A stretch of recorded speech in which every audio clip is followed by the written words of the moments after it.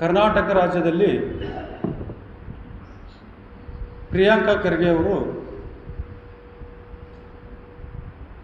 RSS ಅನ್ನು ban ಮಾಡಬೇಕು ಅಂತೇಳಿ ಸರ್ಕಾರಕ್ಕೆ ಪತ್ರ ಬರೆದ ವಿಷಯ ಕುರಿತು ಮಾತನಾಡ್ತಾ ಇದ್ದೀವಿ.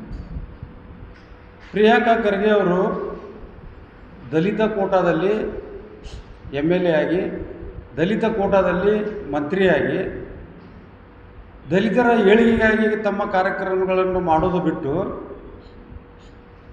ಈ ತಮಗೆ ಅವಶ್ಯವಿಲ್ಲದ ವಿಚಾರಗಳನ್ನು ಮಾಧ್ಯಮಗಳ ಮುಂದೆ ಸಾಕಷ್ಟು ಸಾರಿ ಇಲ್ಲ ಸಲ್ಲದ ಮಾತುಗಳನ್ನು ಆಡ್ತಾ ಇದ್ದಾರೆ. ಪ್ರಿಯಾಂಕಾ ಖರ್ಗೆ ಅವರು ನೀವು ಯಾರಿಂದ MLA ಆಗಿರಿ, ಯಾರು ಬಲೂನ್ ಮ್ಯಾಗ MLA ಆಗಿರಿ, ಯಾರು ಬಲೂನ್ ಮ್ಯಾಗ ಮುಖ್ಯಮಂತ್ರಿ ಆಗಿರಿ ಅನ್ನೋದನ್ನು ಅರ್ಥ ಮಾಡ್ಕೋಬೇಕು. ನಿಮ್ಮ ಹೆಸರು ಏನು? ಪ್ರಿಯಾಂಕಾ. ನೀವು ಪ್ರಿಯಾಂಕಾ ಅಂದ್ರೆ ನಮಗೆ ಸಂಶಯ ಬರ್ತೈತಿ ನೀವು ಗಂಡ್ಮಗಳು ಅಥವಾ ಹೆಣ್ಮಗಳು ಅಂತ. ಯಾಕಂತ ಕೇಳಿದರೆ ನಿಮ್ಮ ತಂದೆಯವರು ರಾಷ್ಟ್ರೀಯ ಕಾಂಗ್ರೆಸ್ ಪಕ್ಷದ ರಾಷ್ಟ್ರೀಯ ಅಧ್ಯಕ್ಷರಿದ್ದಾಗ ಅವ್ರ ಮಗನಾಗಿ ಮಾತಾಡಕತ್ತೀರಿ. ಆದರೆ ಒಬ್ಬ ಸಾಮಾನ್ಯ ವ್ಯಕ್ತಿಯಾಗಿ ನೀವು ವಿಚಾರ ಮಾಡಿದರೆ ನೀವು ಮಾತನಾಡುವುದು ಭಾಳ ಗಂಭೀರವಾದ ವಿಷಯ. RSS ಬ್ಯಾನ್ ಮಾಡಬೇಕು ಅಂತೇಳಿ ನೀವು ಪತ್ರ ಬರೀಬೇಕಾದ್ರೆ ಉದ್ದೇಶ ಏನಿತ್ತು ನಿಮ್ಮದು? ನಿಮ್ಮ ತಂದೆಯವರು ಸುಮಾರು 7-8 ಎಲೆಕ್ಷನ್ದಲ್ಲಿ ಜಯಗಳಿಸಿದರು. ಆದರೆ 2019ರ ಲೋಕಸಭಾ ಚುನಾವಣೆಯಲ್ಲಿ ಸೋತರು. ಯಾಕೆ ಸೋತರು? ನೀವು ದಲಿತರಿಗೆ ಏನು ಮಾಡಿರಿ? ದಲಿತ ಕೋಟಾದಲ್ಲಿ ಮಂತ್ರಿ ಹಾಕಿರಿ, MLA ಹಾಕಿರಿ. ದಲಿತರ ಬಗ್ಗೆ ನಿಮಗೆ ಕಾಳಜಿ ಇತ್ತಂದ್ರೆ ಹೋಗ್ರಿ. ಮೊನ್ನೆ ತಾನೇ ಮುದ್ದೇವಾಳ ತಾಲೂಕಿನಲ್ಲಿ ಬಣಸಿ ಗ್ರಾಮದ ಬಸಮ್ಮ ಚಲವಾದಿ ಅನ್ನೋ ಹುಡುಗಿಯನ್ನು 4-5 ಜನ ಕೂಡಿ ರೇಪ್ ಮಾಡಿದರು. ಅಂಥ ಕುಟುಂಬಕ್ಕೆ ಹೋಗಿ ಸಂತಾನ ಹೇಳ್ರಿ, ಸರ್ಕಾರದಿಂದ ಸೌಲಭ್ಯಗಳನ್ನು ಕೊಡ್ರಿ, ಆ ಆರೋಪಿಗಳನ್ನು ಅರೆಸ್ಟ್ ಮಾಡುವಂಥ ಕೆಲಸವನ್ನು ನೀವು ಮಾಡಿರಿ. ಅದನ್ನು ಬಿಟ್ಟುಕೊಟ್ಟು ನೀವೇನು ಮಾಡಕತ್ತೀರಿ? ನಿಮ್ಮ ಬ್ಯಾಳಿ ಬೇಯಿಸ್ಕೊಳಕ್ಕೆ ನಿಮ್ಮ ತಂದೆಯವರ ಹೆಸರನ್ನು ಬಳಸ್ಕೊಂಡು ಅವರನ್ನು ಓಲೈಕೆ ಮಾಡಬೇಕು. ರಾಷ್ಟ್ರೀಯ ಕಾಂಗ್ರೆಸ್ ಪಕ್ಷದ ಏನು ನಿಮ್ಮ ಹೈಕಮಾಂಡ್ ಇದ್ದಾರೆ, ಸೋನಿಯಾ ಗಾಂಧಿ, ರಾಹುಲ್ ಗಾಂಧಿ ಅವರ ಮುಂದೆ ನಾನು ಭಾರಿ ಅಂತ ತೋರಿಸ್ಕೋಬೇಕು. ಆ ಉದ್ದೇಶಕ್ಕೆ ನೀವು ಈ ಥರ ಮಾತಾಡಕತ್ತೀರಿ. ಇದು ಸರಿಯಾದ ಕ್ರಮ ಅಲ್ಲ. ಮತ್ತು ಇವತ್ತಿಗೆ ನೀವು ಮಂತ್ರಿಯಾಗಿ 2.5 ವರ್ಷ ಆಯ್ತು. 2.5 ವರ್ಷ ಆದ ನಂತರ ನೀವು ಸಮಾಜ ಕಲ್ಯಾಣ ಇಲಾಖೆ ಮಂತ್ರಿಗಳು ಮಾದೇವಪ್ಪರು ಅವರು ದಲಿತರು, ನೀವು ದಲಿತರು, ನಿಮಗೆ 2 ಖಾತೆ ಅದಾವೆ. ಆದರೆ ಸಮಾಜ ಕಲ್ಯಾಣ ಇಲಾಖೆಯಿಂದ ಬರ್ತಕ್ಕಂಥ ದಲಿತರ ಏನು ಯೋಜನೆಗಳಿದ್ದು ಆ ಯೋಜನೆಗಳು ಇವತ್ತಿನ ಮಟ್ಟ ಆಗಿಲ್ಲ. 2.5 ವರ್ಷದಾಗ ಗಂಗಾ ಕಲ್ಯಾಣ ಯೋಜನೆ ಇರ್ಬೋದು, ಸಾಲ ಸೌಲಭ್ಯ ಯೋಜನೆ ಇರ್ಬೋದು. ಯಾವ ಕೊಟ್ಟಿರಿ ಹೇಳ್ರಿ? ನೀವು ಅಂಕಿ ಸಂಖ್ಯೆ ಹೇಳ್ರಿ. ಯಾವ ದಲಿತರಿಗೆ ನೀವು ಅಂಕಿ ಸಂಖ್ಯೆ ಹೇಳ್ರಿ? ಯಾವ ದಲಿತರಿಗೆ ಗಂಗಾ ಕಲ್ಯಾಣ ಯೋಜನೆ 2.5 ವರ್ಷದೊಳಗೆ ಎಷ್ಟು ಫಲಾನುಭವಿಗಳಿಗೆ ನೀವು ಬೋರನ್ನು ಕೊರೆಸಿದ್ರಿ ಗಂಗಾ ಕಲ್ಯಾಣ ಯೋಜನೆ ಒಳಗೆ? ಮತ್ತು ಭೂಮಿಯನ್ನು ಕೊಡ್ತಿದ್ರಿ. ಆ ಭೂಮಿಯನ್ನು 2.5 ವರ್ಷದೊಳಗೆ ಎಷ್ಟು ಫಲಾನುಭವಿಗಳಿಗೆ ಭೂಮಿಯನ್ನು ಭೂ ಒಡೆತನ ಯೋಜನೆಯಲ್ಲಿ ಕೊಟ್ಟಿದ್ರಿ? ಅದರ ಬಗ್ಗೆ ಅಂಕಿ ಸಂಖ್ಯೆ ಐತೆ ನಿಮ್ಮ ಕಡೆ? ಏನೂ ಇಲ್ಲ. ಬರೀ ಇಂಥ ಕಾಂಟ್ರವರ್ಸಿ ಮಾತಾಡಿ ಗೊಂದಲವನ್ನು ಸೃಷ್ಟಿ ಮಾಡೋದು. ಯಾಕಂತ ಕೇಳಿದರೆ ನಿಮ್ಮ ಮುಖ್ಯಮಂತ್ರಿಗಳು 2.5 ವರ್ಷದೊಳಗೆ ಮುಖ್ಯಮಂತ್ರಿ ಬದಲಾವಣೆ ಆಗಬೇಕಾಗಿತ್ತು. ಆ ಬದಲಾವಣೆ ಆಗಬೇಕಾಗಿದ್ದನ್ನು ವಿಷಯವನ್ನು ಮರೆಮಾಚಿ ಜನರನ್ನು ದಾರಿ ತಪ್ಪಿಸುವಂಥ ಕೆಲಸವನ್ನು ಈ ರೀತಿ ಹೇಳಿಕೆಯನ್ನು ಕೊಟ್ಟು ಜನರ ದಾರಿ ತಪ್ಪಿಸೋದು. ಬೇರೆ ಕಡೆ ಡೈವರ್ಟ್ ಆಗಬೇಕಲ್ಲ ಜನರ ಭಾವನೆಗಳು. ಅದನ್ನು ಇಟ್ಕೊಂಡು ನೀವು ಇಂಥ ಹೇಳಿಕೆಗಳನ್ನು ಕೊಟ್ಕೊಂಡು ನೀವು ಮಾಡ್ತಾಯಿದ್ದೀರಿ. ನಿಮ್ಗೆ ಇನ್ನೂ ಒಂದು ಗೊತ್ತಿರಲಿ, ಒಳ ಮೀಸಲಾತಿ ವರ್ಗೀಕರಣ ಮಾಡಿದಿರಿ. ABC ಅಂತ 3 ವರ್ಗಗಳನ್ನು ಮಾಡಿದಿರಿ. ವರ್ಗಗಳನ್ನು ಮಾಡಿ ಅನುಷ್ಠಾನ ಕೂಡ ಮಾಡಿದಿರಿ. ಆದರೆ ಆ ವರ್ಗೀಕರಣ ಆದ ನಂತರ, ABC ವರ್ಗೀಕರಣ ಆದ ನಂತರ ನೀವು ಸರ್ಕಾರದಲ್ಲಿ ಜಾತಿ ಪ್ರಮಾಣ ಪತ್ರವನ್ನು ಕೊಡಬೇಕು. ಜಾತಿ ಪ್ರಮಾಣ ಪತ್ರ ಕೊಡ್ಬೇಕಾದ್ರೆ ಅಟಲ್ಜಿ ಅಂತೇಳಿ ಒಂದು ಆ್ಯಪ್ ಇದೆ. ಆ ಆ್ಯಪ್ನಲ್ಲಿ ನಮಗೆ ಜಾತಿ ಪ್ರಮಾಣ ಪತ್ರವನ್ನು ಕೊಡ್ತಾರೆ. ಆ ಜಾತಿ ಪ್ರಮಾಣ ಪತ್ರ ಕೊಡಬೇಕಾದ್ರೆ ನಮಗೆ ಹಿಂದೂ ಮಾದರ್, ಹಿಂದೂ ಚಲವಾದಿ, ಹಿಂದೂ ಲಮಾಣಿ, ಪರಿಶಿಷ್ಟ ಜಾತಿ ಅಂತ ಕೊಡ್ತೀರಿ. ಆದರೆ ವರ್ಗೀಕರಣ ಆದ ನಂತರ ABC ಅಂತ 3 ವರ್ಗ ಮಾಡಿರಿ. ಆ 3 ವರ್ಗದಲ್ಲಿ ಪ್ರವರ್ಗ ಎದಾಗ ಯಾರು ಬರ್ತಾರೆ, ಪ್ರವರ್ಗ B ಯಾರು ಬರ್ತಾರೆ, ಪ್ರವರ್ಗ C ಯಾರು ಬರ್ತಾರೆ ಅಂತೇಳಿ ಸರ್ಕಾರ ಗೆಜೆಟ್ ಮಾಡಿರಿ. ಆ ಗೆಜೆಟ್ ಪ್ರಕಾರ ತಹಶೀಲ್ದಾರ್ ಆಫೀಸ್ನಲ್ಲಿ ಜಾತಿ ಪ್ರಮಾಣ ಪತ್ರ ಕೊಡಬೇಕಾದ್ರೆ ಅಲ್ಲಿ ಆ ಆ್ಯಪ್ನಲ್ಲಿ ಅದು ಪ್ರವರ್ಗ 1 A B C ಅಂತ ನಮೂದು ಮಾಡಬೇಕು. ಇವತ್ತಿನವರೆಗೂ ನಮೂದಾಗಿಲ್ಲ.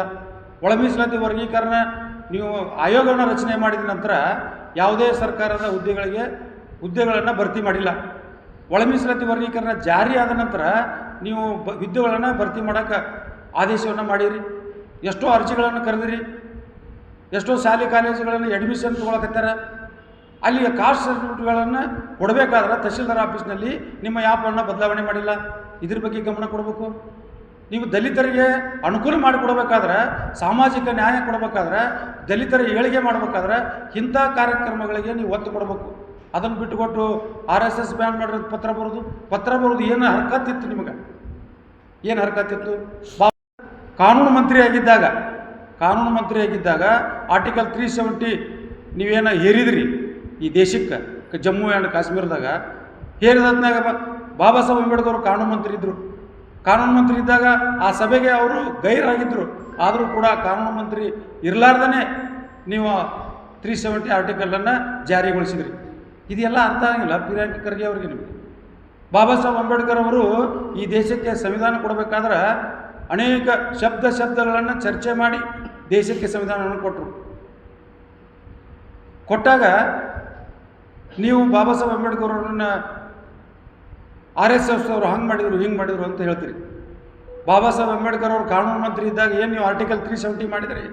ಅವಾಗ ಶ್ಯಾಮಪ್ರಸಾದ್ ಮುಖರ್ಜಿ ಅವರು ರಾಜೀನಾಮೆ ಕೊಟ್ಟು ಹೊರಗೆ ಹೋಗಿ ಬಾಬಾ ಸಾಹೇಬ್ ಅಂಬೇಡ್ಕರ್ ಅವರು ಶ್ಯಾಮಪ್ರಕಾಶ್ ಮುಖರ್ಜಿ ಅವರು ಇಬ್ಬರು ಕೂಡಿ ಚರ್ಚೆ ಮಾಡ್ತಾರೆ. ಅವತ್ತು ಈ ದೇಶಕ್ಕೆ ಒಂದೇ ಕಾನೂನು, ಈ ದೇಶಕ್ಕೆ ಒಂದೇ ಸಂವಿಧಾನ, ಒಂದೇ ರಾಷ್ಟ್ರಧ್ವಜ ಇರಬೇಕಂತೇಳಿ ಬಾಬಾ ಸಾಹೇಬ್ ಅಂಬೇಡ್ಕರ್ ಅವರ ಕನಸಿತ್ತು. ಆ ಕನಸನ್ನು ನುಚ್ಚುನೂರು ಮಾಡಿದವರು ಯಾರು? ನಿಮ್ಮ ಕಾಂಗ್ರೆಸ್ನವರೇ, ನಿಮ್ಮ ಜವಾಹರ್ಲಾಲ್ ನೆಹರು ಅವರೇ. ಅದನ್ನು ನೀವು ಅರ್ಥ ಮಾಡ್ಕೋಬೇಕು. ಅದನ್ನು ಬಿಟ್ಟು RSS ಹಂಗೆ ಮಾಡ್ತೈತಿ ಹಿಂಗೆ ಮಾಡ್ತೈತಿ. RSSನ್ನು ನೀವು ಯಾಕೆ ದ್ವೇಷ ಮಾಡ್ತೀರಿ?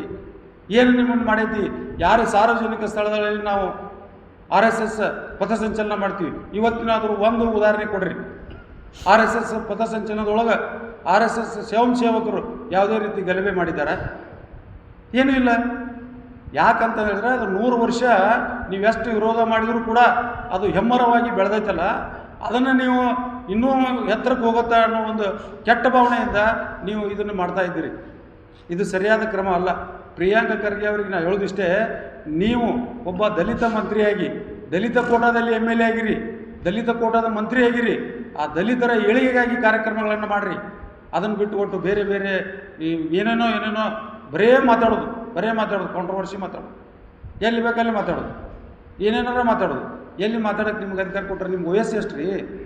ನಿಮ್ಮ ತಂದೆಯವರು, ನೀವು ವಿಚಾರ ಮಾಡಿರಿ, ನಿಮ್ಮ ತಂದೆಯವರು ಪಥಸಂಚಲನ ರಾಷ್ಟ್ರೀಯ ಸ್ವಯಂ ಸೇವಕ ಸಂಘದ ಕಾರ್ಯಕ್ರಮದೊಳಗೆ ಭಾಗವಹಿಸಿ ಅಪ್ರಿಷಿಯೇಟ್ ಮಾಡಿ ಬಂದಾರ.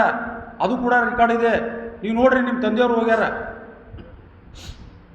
ಎಷ್ಟೋ ಜನ ಈ ರಾಷ್ಟ್ರೀಯ ಸ್ವಯಂ ಸೇವಕ ಸಂಘವನ್ನು ರದ್ದು ಮಾಡಬೇಕಂತ ನೂರಾರು ರಾಜಕೀಯ ನಾಯಕರು ಹೋರಾಟ ಮಾಡಿದರೂ ಕೂಡ ಅದಾಗಿಲ್ಲ.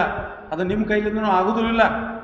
ಆದರೆ ಪ್ರಿಯಾಂಕ ಖರ್ಗೆ ಅವರು, ನೀವು ಈ ರೀತಿ ಮುಂದುವರೆದು ದಲಿತರಲ್ಲಿ ಒಂದು ಕೆಟ್ಟ ಭಾವನೆಯನ್ನು ಬಿಂಬಿಸುವ ಸಲುವಾಗಿ ನೀವು ಈ ರೀತಿ ಹೇಳಿಕೆ ಕೊಡೋದು ಅದು ಖಂಡನೀಯ. ಈ ರೀತಿ ಹೇಳಿಕೆ ಕೊಡಬೇಡ್ರಿ. ಮುದ್ದೇಬಳದಲ್ಲಿ ಏನು ಬಸಮ್ಮ ಚಲವಾದಿ ಅನ್ನೋ ಹುಡುಗಿಗೆ ಅತ್ಯಾಚಾರ ಮಾಡಿ ಏನು ಕೊಲೆ ಮಾಡಿದ್ದಾರೆ, ಅದನ್ನು ಖಂಡನೆ ಮಾಡ್ತೀನಿ. ಸರ್ಕಾರದಲ್ಲಿ ಈಗ ಏನಾಗಿದೆ ಅಂದರೆ ಕಾನೂನು ಸುವ್ಯವಸ್ಥೆ ಹದಗೆಟ್ಟೋಗಿದೆ. ಎಲ್ಲೆಲ್ಲಿ ಏನು ಕಾನೂನು ಇಲ್ಲೇ ಇಲ್ಲ. ಸುಮ್ಮನೆ ನೀವು ನೋಡ್ರಿ, ಇವತ್ತು ನಮ್ಮ ಬಾಗಲಕೋಟೆ ಜಿಲ್ಲಾದಲ್ಲಿ ಎಷ್ಟು ಅಟ್ರಾಸಿಟಿ ಕೇಸ್ ಆಗ್ತಾಯಿದೆ, ಎಷ್ಟು ಮರ್ಡರ್ಗಳಾಗ್ತಾಯಿದೆ. ಕಾನೂನು ಸುವ್ಯವಸ್ಥೆ ಇಲ್ಲೇ ಇಲ್ಲ. ಹಾಗಾಗಿ ಈ ಕಾಂಗ್ರೆಸ್ ಸರ್ಕಾರ ಈ ರಾಜ್ಯದೊಳಗೆ ಐತಿಲ್ಲ ಅಂತ ಗೊತ್ತಿಲ್ಲ. ಅಲ್ಲಿ ಏನಾಗ್ಬಿಟ್ಟೈತೆ ಅಂದರೆ ಡಿ ಕೆ ಶಿವಕುಮಾರ್ ಸಿದ್ದರಾಮಯ್ಯ ದಿನ ಇವ್ರನ್ನ ಬಿಟ್ಟರೆ ಬೇರೆದು ಏನೂ ವಿಷಯನೇ ಇಲ್ಲ. ನನ್ನ ಮುಖ್ಯಮಂತ್ರಿ ಹೋಗತ್ತಂತ ಅವ್ರು ಅನ್ನೋದು, ನಾ ಮುಖ್ಯಮಂತ್ರಿ ಆಕಿನಿ ಅಂತ ಇವ್ರು ಅನ್ನೋದು. ಇವರಿಬ್ಬರೇ ಗದ್ದಲದಲ್ಲಿ ಕಾನೂನು ಸುವ್ಯವಸ್ಥೆ ಹದಗೆಟ್ಟೋಗಿದೆ. ಕರ್ನಾಟಕದಲ್ಲಿ ಕಾನೂನು ಸುವ್ಯವಸ್ಥೆ ಇಲ್ಲೇ ಇಲ್ಲ, ಹದಗೆಟ್ಟೋಗಿದೆ. ಇಲ್ಲಿ ದಲಿತರು ಬಾಳೆ ಮಾಡೋಕ್ಕೆ ಅಷ್ಟು ಹಿಂಜರಿಕೆ ಆಗಿಬಿಟ್ಟಿದೆ. ಎಷ್ಟು 2.5 ವರ್ಷದಲ್ಲಿ ಸುಮಾರು ಪ್ರಕರಣಗಳು ದಲಿತರ ಮೇಲೆ ದೌರ್ಜನ್ಯ ಆಗಿದೆ, ಹೆಣ್ಣು ಮಕ್ಕಳ ಮೇಲೆ ದೌರ್ಜನ್ಯ ಆಗಿದೆ, ಹೆಣ್ಣು ಮಕ್ಕಳ ಅತ್ಯಾಚಾರ ಆಗಿದೆ.